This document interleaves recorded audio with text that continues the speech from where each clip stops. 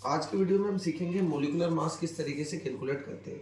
Molecular mass को calculate करने के लिए आपको क्या होना चाहिए, कुछ कॉमन एटॉमिक मास आपको पता होना चाहिए। जैसे यहाँ पर हाइड्रोजन का होता है एटॉमिक मास 1, कार्बन का होता है 12, ऑक्सीजन का होता है 16, ठीक है, क्लोरीन का होता है 35.5,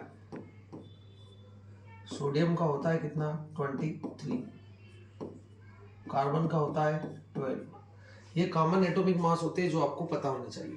जैसे हमें यहाँ पर फर्स्ट में कार्बन डाइऑक्साइड का मोलिकुलर मास कैलकुलेट करना है, तो हमें पता है कि कार्बन का एटॉमिक मास होता है 12, तो आपको यहाँ पर लिखना है 12, प्लस का साइन लगाना है क्योंकि आपको टोटल सम करना है। ऑक्सीजन का, तो ऑक्सीजन का एटॉमिक मास होता है 16, तो यहाँ पर आपको लिखना है 16। कितने ऑक्सीजन है यहाँ पर? 2 ऑक्सीजन है, तो आपको यहाँ पर 2 से मल्टीप्लाई कर देना है। टोटल हमारे पास कितना होगा? 44 होगा। तो कार्बन डाइऑक्साइड का मोलिकुलर मास जो होगा वो कितना होता है? 44 होता है, ठीक है। सेकंड हमारे पास होता है, जैसे हमें H2SO4 का मोलिकुलर मास कैलकुलेट करना है। हाइड्रोजन का कितना है यहाँ पर? 1 है, तो आपको यहाँ पर लिखना 1 इंटू कितने हाइड्रोजन है यहाँ पर? 2 है, तो आपको 2 से मल्टीप्लाई करना है। फिर आपको प्लस का साइन लगाना है। सल्फर, अब यहाँ पर सल्फर नहीं है तो आप सल्फर का भी एटॉमिक मास याद रखेंगे। सल्फर का एटॉमिक मास होता है 32, सल्फर है यहाँ पर, तो सल्फर के लिए आपको लिखना होगा 32 प्लस ऑक्सीजन कितने हमारे पास? 4 है, पर एक ऑक्सीजन का कितना होता है? 16 होता है, तो आपको यहाँ पर लिखना है 16 इंटू 4। कितना होगा? टोटल जो होगा हमारे पास वो होगा 98, ठीक है। थर्ड हमारे पास है HNO3, इसे हम बोलते हैं नाइट्रिक एसिड, ठीक है।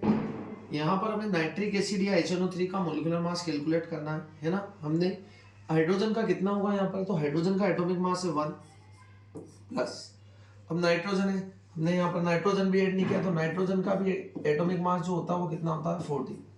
तो नाइट्रोजन है हमारे पास यहाँ पर नाइट्रोजन का होगा 14 प्लस ऑक्सीजन के लिए क्या होगा? एक ऑक्सीजन का होता है 16, तो आपको यहाँ पर करना है 16 इंटू 3। टोटल जो होगा हमारे पास वो होगा कितना? 63। तो इस तरीके से आप मोलिकुलर मास को कैलकुलेट कर पाएंगे। फोर्थ हम यहाँ पर देख सकते हैं, फोर्थ जो हमारे पास है वो है वाटर, H2O, ठीक है। H2O का मोलिकुलर मास हमें कैलकुलेट करना। हाइड्रोजन का होता है 1, तो 1 इंटू 2, ठीक है, प्लस ऑक्सीजन का कितना होता है? तो ऑक्सीजन का होता है 16, टोटल कितना होगा? 18 होगा, ठीक है। तो इस तरीके से आपको कैलकुलेट करना है। लास्ट एग्जांपल हम ले लेते हैं यहाँ पर, फिफ्थ एग्जांपल हम ले लेते हैं यहाँ पर NaOH का। NaOH का कितना होगा? तो Na का होता है 23, ऑक्सीजन का कितना होता है? 16 होता है, हाइड्रोजन का कितना होगा? 1 होता है, ठीक है। तो ये आएगा हमारे पास 40। तो इस तरीके से आप मोलिकुलर मास को कैलकुलेट कर पाएंगे।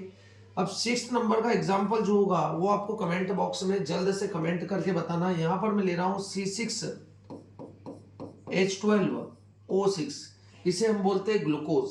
इसका मोलिकुलर मास कितना होगा ये जल्द से आप कमेंट बॉक्स में कमेंट करके बताएं। यदि आपको वीडियो अच्छा लगा हो तो चैनल को जरूर सब्सक्राइब करें। Thank you.